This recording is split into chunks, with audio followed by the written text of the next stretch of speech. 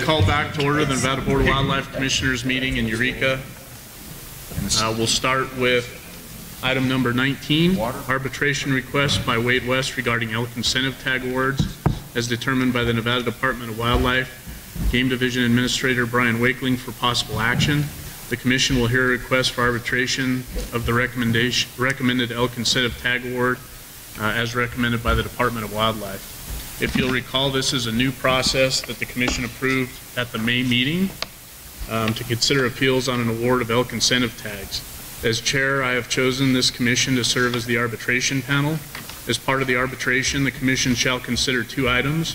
One, we will determine if the Department's award for the given number of tags was made in error, and two, if the Department's award is in error, the Commission will direct the Department on the number of incentive tags to be awarded. The findings that we come up with today will be final. If we elect to proceed today, I will ask the Department to explain the number of tags awarded to Mr. West and the rationale for that decision.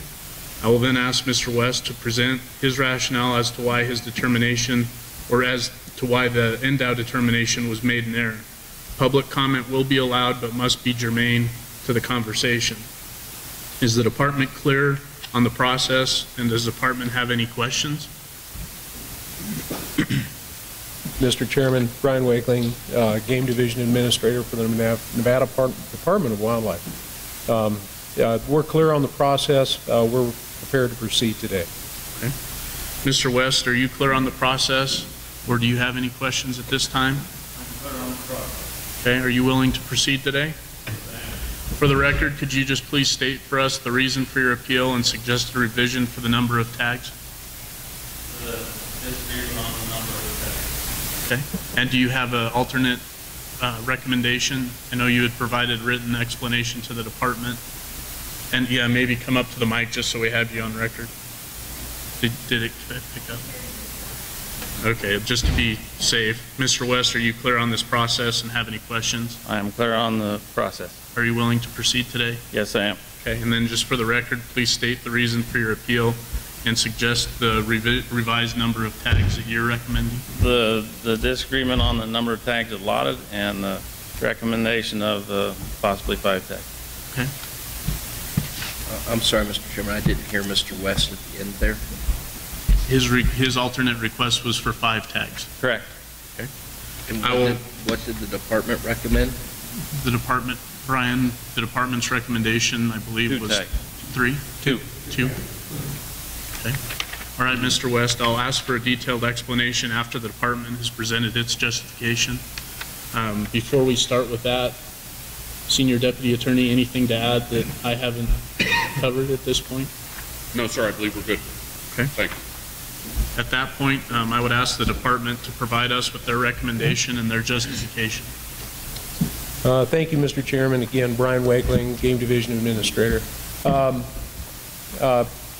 What we're going to progress, the way we're going to progress today is we'll have Ken Gray, the supervising biologist, kind of give an overview of the process overall that's been used, and then Scott Roberts, the game biologist, will then follow him with a detailed explanation of the information that we used in the generation of this recommendation.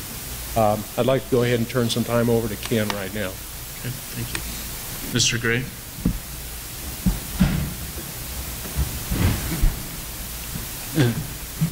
Ken Gray, Department of Wildlife, Supervising Game Biologist, Eastern Region. Good morning, Commissioners. I appreciate you guys taking the time to hear this hearing. We are going to have a PowerPoint presentation. I don't know if you guys want to switch your chairs around at this point.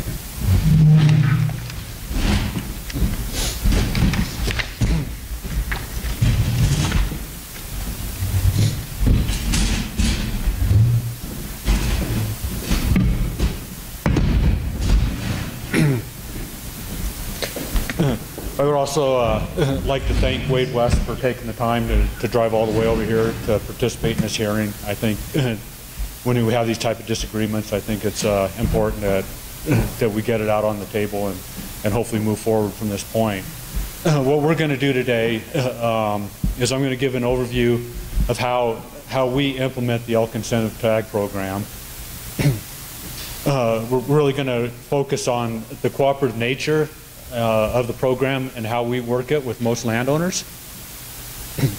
Going to give just a brief history of the program, the number of tags issued, the number of participants that we have, and a history of the arbitrations that have occurred to this point. And it's just the importance of following this process. I'll give an indication of just how scrutinized this program really is by a host of entities out there.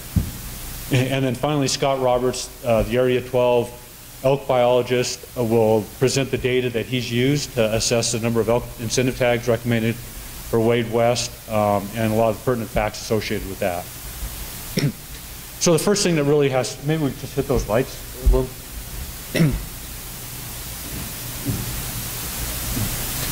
So the major foundation of the elk incentive program is that it's a cooperative program.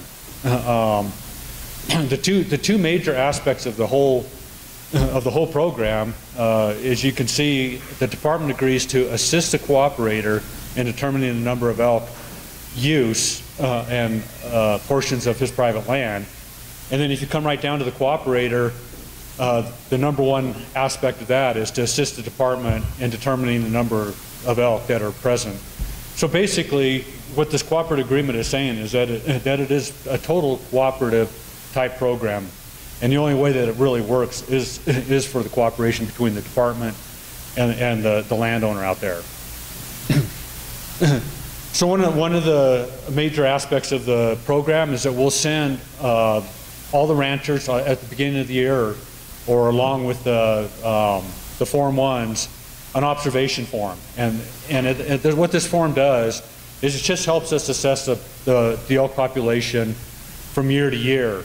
What we normally do is we basically establish a baseline population for most ranchers, and we go with that baseline population on our property, except that if something happens, the elk population increases, then landowner will really kind of alert us to that point and go, hey, we've got 100 more elk on our property this year than we had, and at that point in time we'll go out there and evaluate and act accordingly to it. And a good example of this is in Unit 081 a couple years ago when we had the fires in that country. We had all the elk moving towards those fires and really starting to use those ranchers' property in 081, and so they alerted the biologist. She went out there and documented it, and as a result, incentive tags within that area went up significantly. So again, can't overemphasize the cooperative nature of this. Is this the actual ranch, or is that an referring example? Yeah. That's just an example of a form actually out of Area 6. And I put this up. This is a assessment worksheet. And when we deal in this program, we deal in elk use. We don't deal in tag numbers. A lot of people think that we come up with 3 tags and meet with the rancher, and they come up with 5 tags, and we settle on 4 tags. Elk use is the only thing that we discuss with the ranchers or the landowners. And when I say elk use, it's basically the number of elk times the amount of time that they spend on that property. So basically, we're converting it to elk use days, and then what we do then is convert it to the percentage of elk over the course of the year. So essentially, if we're saying that 10% of the elk use in that area is occurring on private land, that person's private land, they're getting 10% of the bull tag quota. It's as simple as that. Basically, it's just a percentage of use on their land is how many tags that they get. So if we look at the number of landowners that have participated in this program started in 1999. You can see that it took a little while to get going, and for the most part, it is stabilized at around 40 landowners that we deal with on a yearly basis that are enrolled in the program, that are actually getting tags. There's probably another it could be 1 or 2 participants that come in that want to be part of the program, but they don't qualify. The elk use doesn't qualify them. But these are the landowners that we deal with. If you look at over the course of the entire entire history of the program, we've basically have had 418 agreements that we've entered into. We've had 6 arbitration cases, which equates to about 1% of the landowners that we deal with on a yearly basis that we actually go to arbitration with. So this is just goes to show you the number of tags that we've issued over the years. Again, slow start. You see that dip at the end, and that dip is really because the bull ratio, the bull tags that we issued took a pretty big dip this last year. It really is the bull tags. Once we establish the baseline and the elk use out there, it's really the elk tags that we issue then that drive the number of tags that a landowner is going to get. So if we look at the history of the elk incentive arbitration process, we had no process for the first 11 years. 2010 was the first elk incentive tag arbitration in White Pine. In 2012, we had 2 incentive arbitration hearings. 2013, we had 2, and 2014, we had 1.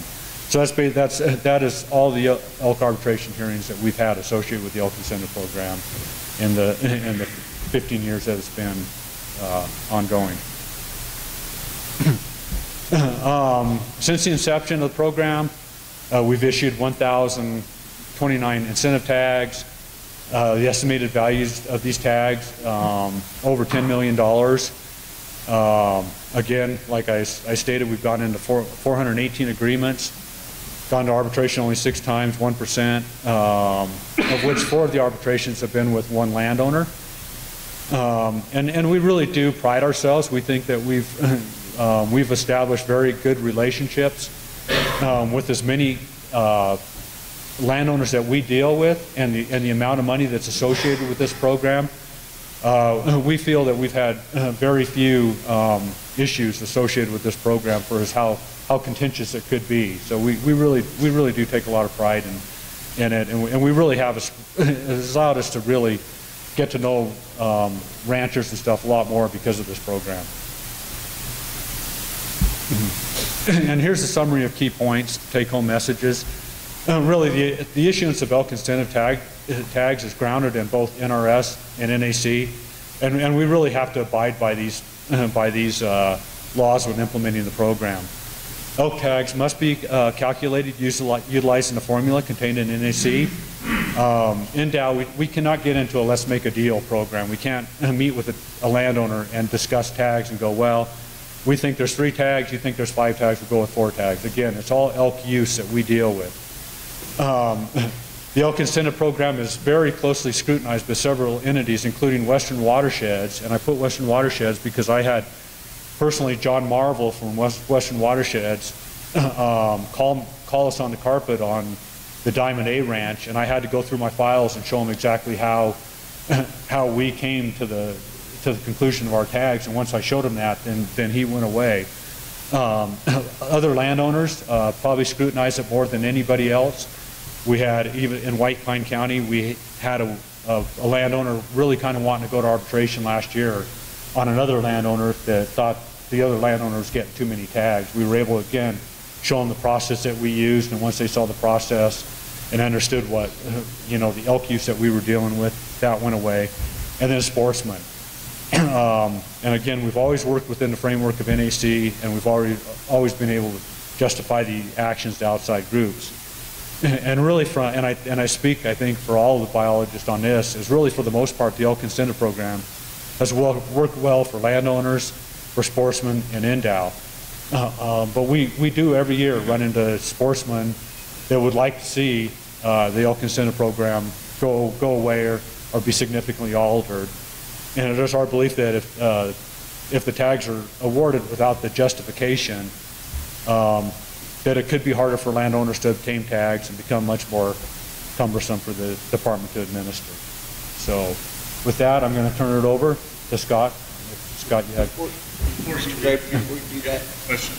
can you go back to the agreement? I just would like to have an opportunity to read through that. And that's just a partial part of the agreement. Do we have a copy of that entire agreement somewhere for us to take a look at?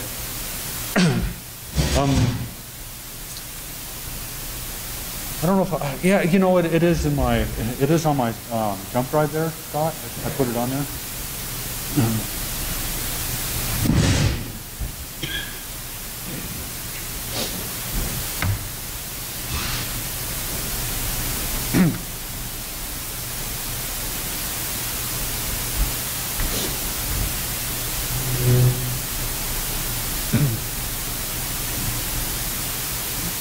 Copy of Form 1 is over in the left-hand corner.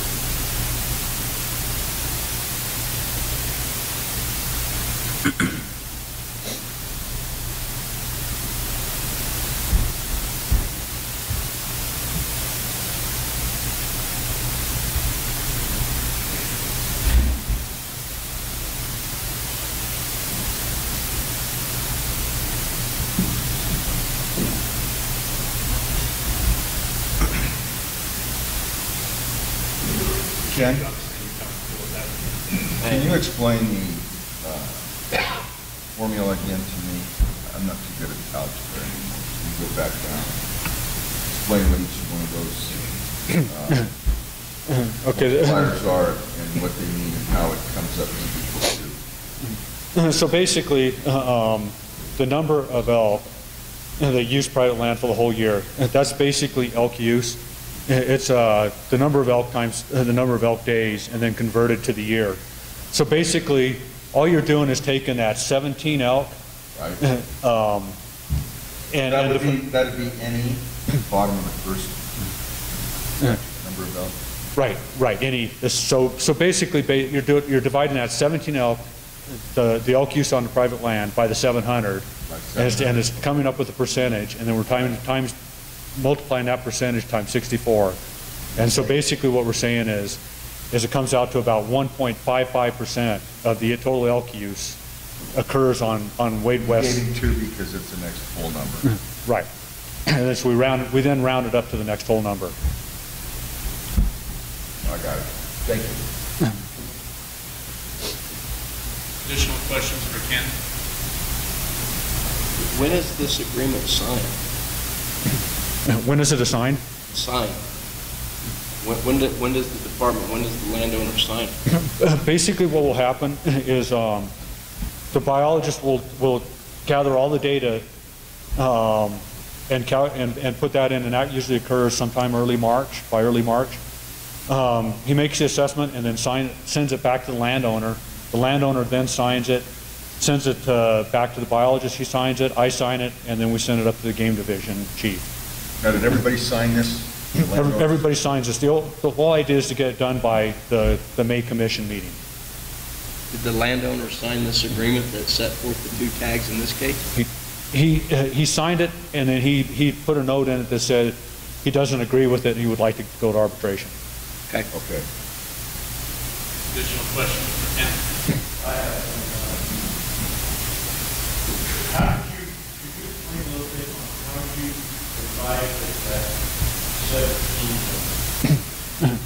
So again, basically, we're taking the total number of elk, and we're getting times the hours of use on this property, and then what that does is it converts it to use days, the number of days that elk are using his property, and then to be able to compare it to the total number of elk in the population, then we convert it to the divided by 365. So we're converting it to elk use by year, and so that 17 doesn't mean he has only 17 elk using his property. It means that the average number of elk using his property for 365 days of the year is 17 elk. Okay, I understand that part, but that's not my question. You use a combination of the sheet the landowner built out on siting. Did you guys stand out on the property, buy the property, or how do you arrive at 17 by they're making 200 to 300 head there 3 days, 5 days? How often is the observation taken, and are they with the landowner, like you guys go out together, And the difference between elk incentive versus the deer and antelope comp programs is they're really easy to count on the deer and antelope comp programs. It's all about counting. Here, you know, you could have, like, I'll take the wine cup properties up in 076. Is there's over 100,000 acres of property that's checkerboarded in throughout that entire country. So how we do it in there is going to be way different than how Scott will do it in Unit 12. But what we will normally do, again, we try to set a baseline with the rancher, and that we'll work with them really closely on the front end of it. We fly, all of our survey data is incorporated into it. We go out with the rancher if he sees you know, large groups of deer or elk on the landscape. We'll go out with them. We go out and look for sign on property, especially around water. So we use everything we can use to formulate these observations. And then again, every year we ask the ranchers, is there anything that we're missing here? And that's the value of these observation forms. And we do ask ranchers, if there's something that changes, like you see 100 elk show up on your property that normally aren't there, that's the time that we really want to know about it, and then we adjust it up or down based on it. But we use all kinds of different things depending on the type of property.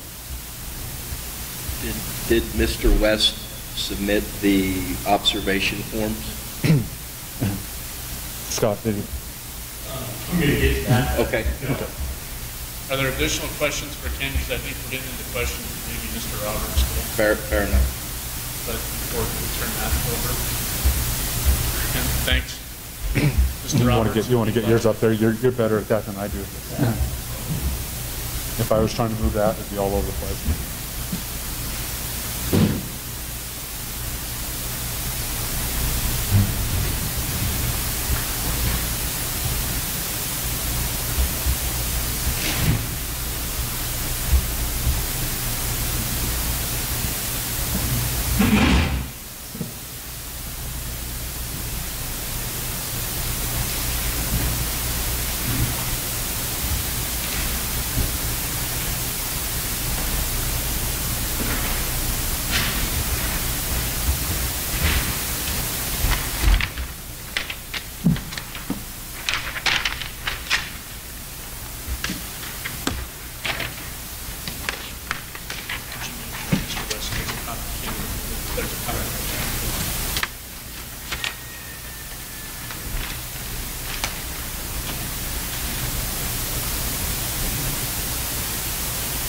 Some of this is going to be a repeat, so I apologize up front. As Ken alluded to, this program is difficult to implement because it's not based on a concrete number like the deer and antelope program. It depends on monitoring year-round use on these private holdings. An issue that makes the implementation difficult on Mr. West's properties is he has over 30 parcels, and many of them are small and quite spread out. It is important to note that because the majority of these parcels are small, they do not provide much, if any, bedding habitat. And due to time constraints and other responsibilities, we have to make assumptions on elk use by looking at tracks, pellet piles, bedding areas. In the past, we utilized game cameras. It's kind of a catch-all, doing everything we can to make an educated guess as to use.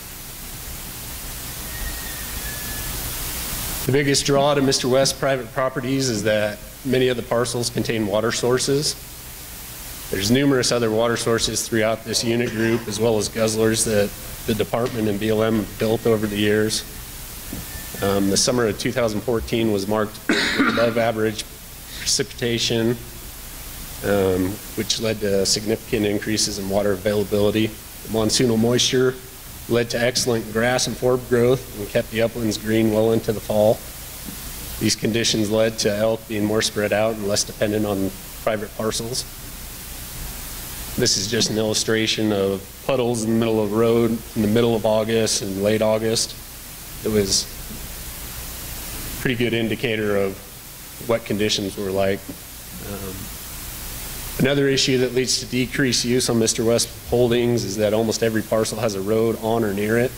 And big game seasons in the area run from August 1st through November 30th, lead to increases in traffic, camping, and hunting pressure. These factors inhibit elk from staying for long periods of time near these private waters. Repeating what I just said, many of the parcels are near popular hunting and camping spots. Pronghorn seasons run from August through early October, deer's August through the end of November, and elk's August 1st through the middle of November. This table just illustrates the pressure that's continued in Unit 121 over the last few years on the elk population. We went from having no cow hunts in there to harvesting almost 100 2 years ago, and last year having 70 taken. Last summer, there was 13 man days dedicated specifically to surveying Mr. West's private holdings, and numerous other days spent in the group. There was 10.6 hours of helicopter time in January of 2014, and 4.7 hours of helicopter time in March of 2014 surveying deer. The elk use on Mr. West's properties have historically been heaviest during summer months, so most of our effort is focused on those months. As you can see, department representatives spent time in June, a few days in July, a couple days in August, September, and October doing incentive tag surveys specifically. I have field trip reports available and pictures for all but one day. With few exceptions, the properties that were surveyed throughout the year had very little to moderate elk use.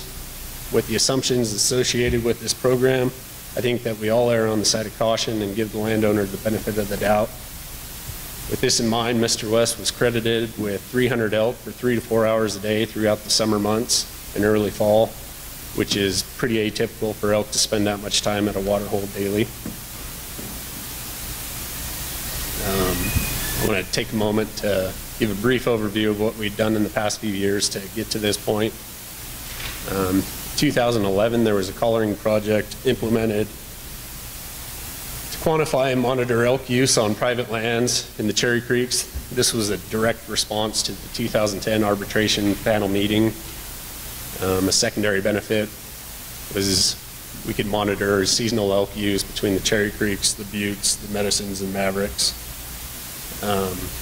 In January of that year, we put on 3 GPS collars, 1 satellite collar, and 2 standard VHF collars. In the next few maps, we'll concentrate on the GPS collars because they were taking a point every 2.5 hours. This is just an overview of where she was caught and what she did. Let's skip over that. Go ahead, Ken, please. This map is just showing all the points from this cow, where it says Unit 104 in the top left corner. That's the West Buttes, and the rest of it's in the North Cherry Creeks. This next map, we're overlaying the administrative boundaries with the white being private lands. As you can see, there was very little time spent on any private lands, and specifically on Mr. West's small parcel, kind of in between those 2 use groups. And just the details of where she was caught and what she did. Skip that. This map shows this cow spent multiple months in the Buttes while coming back to summer in the Cherry Creeks in and around Mr. West's properties. This next map's going to zoom in on some of the private parcels and show that there was some use, but it was fairly limited. Again, it just shows a few spots, and you have to remember that's taking a point every 2.5 hours, so there was use in certain months, but not very heavy in any of the months. Same story.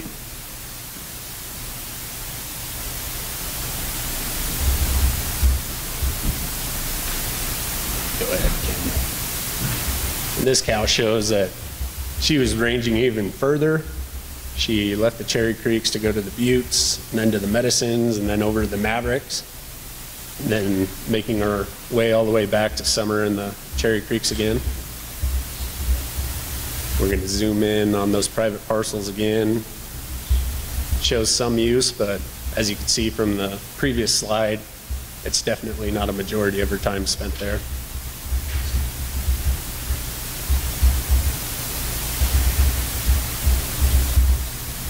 As illustrated by these maps, the elk use on his properties in 2011 was very limited, showing that they spent a lot of time outside of Unit 121 completely and never stayed in one place for too long. 2012, we implemented another collaring project. This one was specifically looking at winter habitat utilization between Unit 105 and Unit 121. We were concentrating on the north end of 121. A secondary benefit of this project was that it would show if there was any elk use on Mr. West's northern parcels between February 2012 and I believe May of 2014. The map that you have in hand shows the very limited amount of use of collared elk on Mr. West's properties that are shown in red. While the utility of this information is limited as it pertains to these properties, it does clearly illustrate that a large portion of Unit 121 elk herd does not utilize Mr. West's properties with any frequency. It is important to note that this is a cooperative program, echoing what Ken's already said. Depends on landowner providing the agency field notes as to observed elk numbers and elk use. This was the second year in a row that I did not receive any phone calls pertaining to elk use. I did receive 2 emails throughout the year that did have pictures of elk, but communication was very limited. I did request his use logs through email in both January and February, but I did not receive any response. This is one of the mentioned emails. It was on July 15th. There was no qualifiers attached to it with regards to herd size, location, or time of day. So from what I can tell, there's 34 elk in that picture. There's another email from late July, and this one speaks of 2 groups of elk of around 40, from what I can tell, in 2 different spots. It's important to note that he was getting credit for 100 elk in this area right here, so I think we were gathering it or capturing the elk use, but could be wrong. The department has worked with Mr. West to fence 2 of his properties at the Paris Ranch and the Stratton Ranch. The total expenditures of these projects was $169,951.15. I only mention this to demonstrate the level of investment from the elk damage account that has been made on Mr. West's properties, and the level of commitment from the department that we've shown in the past. The department remains committed to working with private landowners and implementing the elk incentive tag program to the letter of the law while promoting coexistence with elk on private lands. Any questions? Scott, you're done with your PowerPoint. What's that? You're done with the PowerPoint. I am. Maybe we could just cover the lens and turn the lights on, have our commissioners come back up to the table.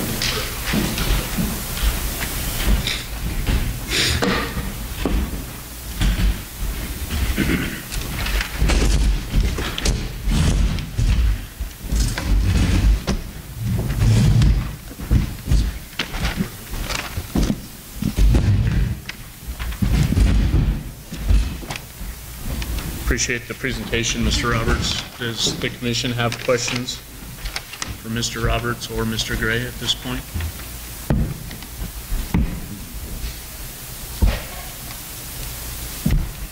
None? I'd had one, Mr. Roberts, in your time on the job, I understand you've had some communications with Mr. West. Have you guys ever gone out in the field together and made observations at the same time, or has it been more remote communications like the emails? It's been more removed. We've met together on fencing projects multiple times, but we've never gone out in the field for incentive tag surveys. Additional questions? Okay, seeing none. Anything else from the department at this time, Mr. Gray or Mr. Wakeling? Mr. West, you'd like to come up and explain to us why you think the department's numbers and work has been done in error? Maybe justify why you think 5 tags is justified?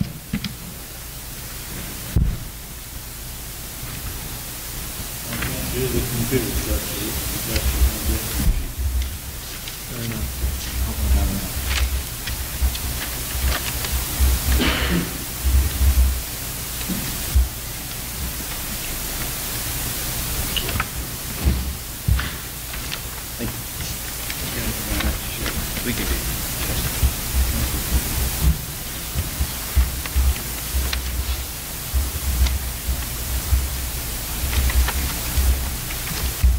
Well, I don't know where to start. I guess I'll start with, on the way in this morning, I passed a rancher and told him what I was doing, and he said he was just tired of arguing with the Game Commission.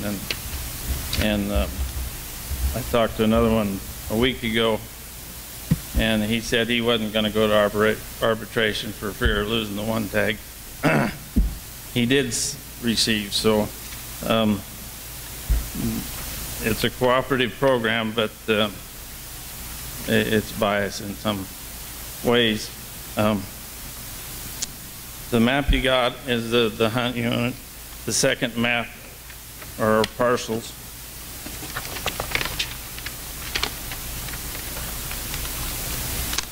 That represent about 80%, 90% of all the water on that range. All those partials, we're the only ones that are maintaining the water, the feed around it, doing reseedings and what have you, for the benefit of not only our livestock, but the wildlife too. That means deer, elk, and coyotes, and whatever else. The map that Scott showed of the cows running around looks like really limited use, but if that cow had 150 other elk with her, it makes the whole picture look a lot different than it really is. 2 years ago, or last year, we had an arbitration meeting, and in that meeting, Scott admitted to lying on some things as to the whereabouts of a tag, incentive tags. And I have witnesses that will stand up for that.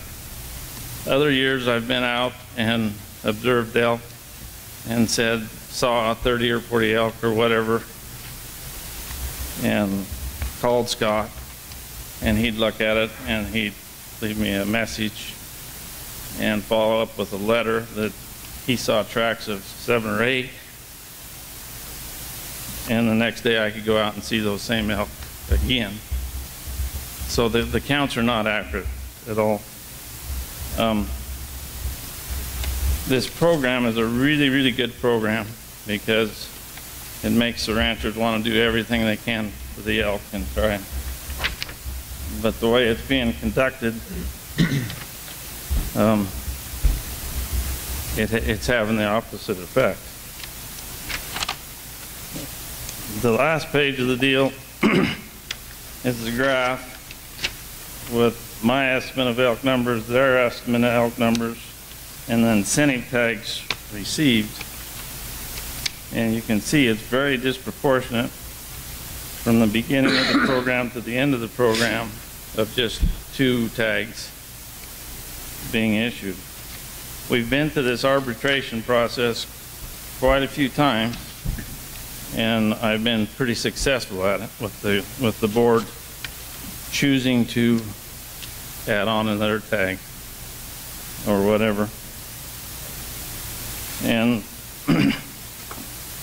the last thing is, I always in these hunting magazines like this one, they're giving credit to the rancher for doing all the predator control, the water improvement developments, everything that the Game Commission needs. And with the issuance of just 2 tags, I don't feel that it's appropriate compensation for what we're receiving from the damage from the elk. Since the introduction of the elk, we're building more fences, spending more time, and I've tried relentlessly to get just a few materials to protect these water sources, and the Game Commission so far hasn't done anything but argue about it.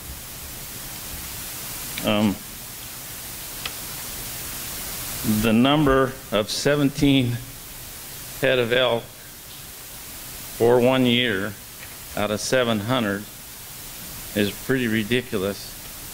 That number should be 50 or 60. A lot of times those elk will go into Hillside Springs or various places, and they'll spend the whole day and then go out and feed again in the evening. So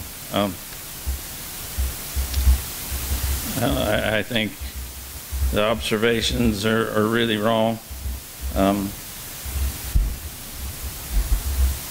If they would turn around and issue the tags that we think we deserve, we would do cartwheels for the elk, everything we possibly could to, you know, increase the herds, maintain the herds, and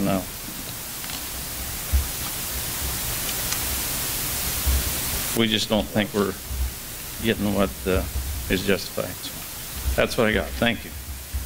Before I open it up to questions, Mr. West, I just want to make sure that you understand that, you know, the process we're using here is obviously a little different than the arbitrations in the past.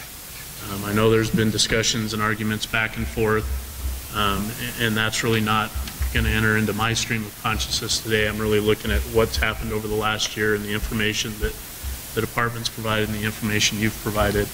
I want to stay a little bit out of, slinging mud one way or the other. I know no one's perfect. I know there's probably blame to be assigned on both sides, but we'll try and stick to the facts, and the same direction goes to the department. But I appreciate you putting the numbers together. I've got some questions probably myself, but I'm going to open it up to my other commissioners first and see if they have questions, and if they don't, I'll ask you a few. So, Okay. this is the process, like I said, we've got going forward. So we're all learning kind of together on this, and I have some recommendations one way or the other going forward of things that would help this body as we move forward. So maybe I'll wrap up with that. Questions from the commission at this point? I have. Commissioner Morai? I'll start with Commissioner Morai, and then I'll go to Commissioner Young. Thank you, Mr. Chairman. Okay, Don, if you go to the acreage sheet, could you explain that a little bit? It looks like that these are at the water sources. Those are the, excuse me, those are the upland acreages, not the lowland acreages. In the flats, there's quite a few acres out there, 2,000 or 3,000, I don't know. We saw elk in them last night. So that doesn't take into that. So that is basically your upland acreages. This state was founded on people water righting areas through the Taylor Grazing Act, and that's how it was set up. These are this is acreage that you own? Correct. On the, okay. Additional questions, Mr. Morai? Okay, Commissioner Young? On those acres, Mr. West, these are all upland acres up in the mountain? Pretty much, yeah.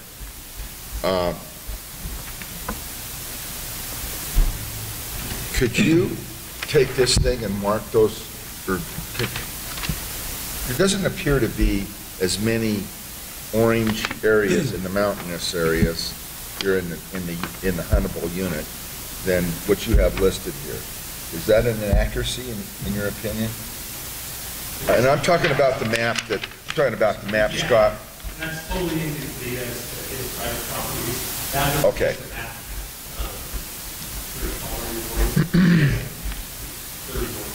Do we have a map with his privately owned areas up here in the mountains that would reflect what he's discussing here? But we don't have one that shows anything like this.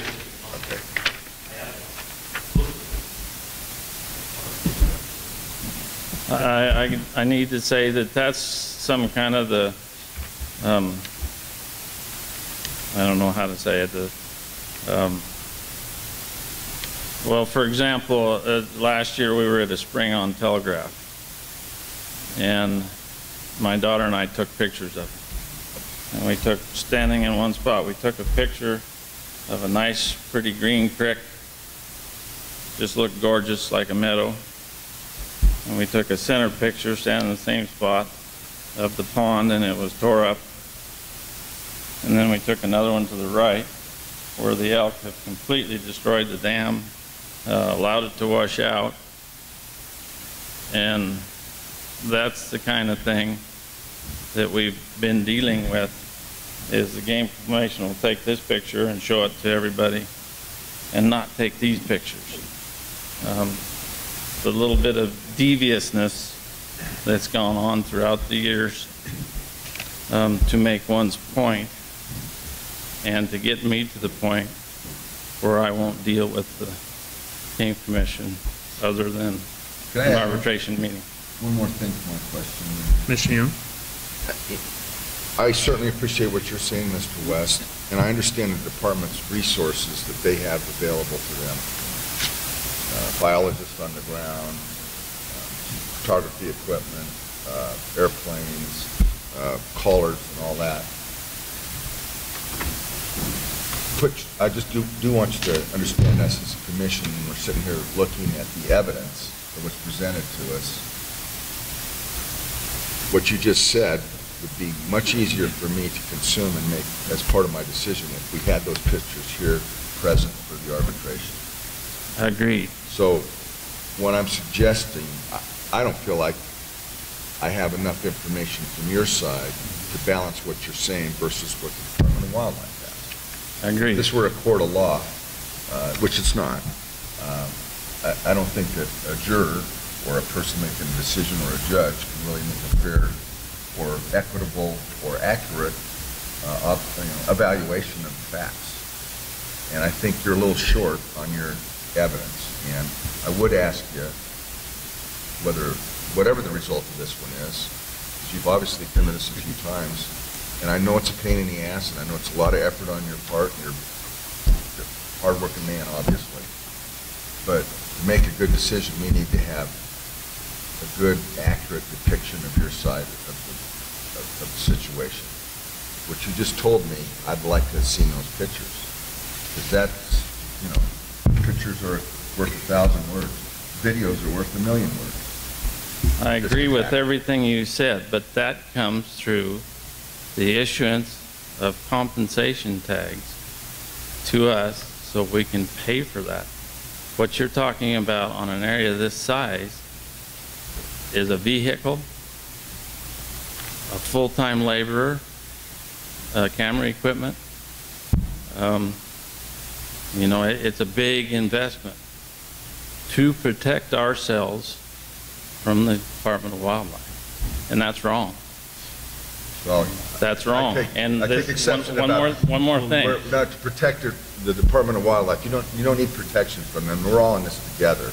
I strongly disagree. They're not out to get you. We're trying to arrive here to something that's fair and balanced. I agree with that too, but if people don't speak up, which most ranchers don't, then they're just donating everything to the wildlife, which is fine. That's their decision. Okay. Commissioner. I agree with everything you say. Commissioner McNinch. Yeah, Mr. West, so I guess I was going to ask some questions similar along the same lines as Commissioner Young. And I guess the thought that's crossing my mind is that it sounds to me as if you are seeing enough to at least come forward to us today and plead your case. So it doesn't necessarily take the resources that you perceive, because you did come forward with us and you're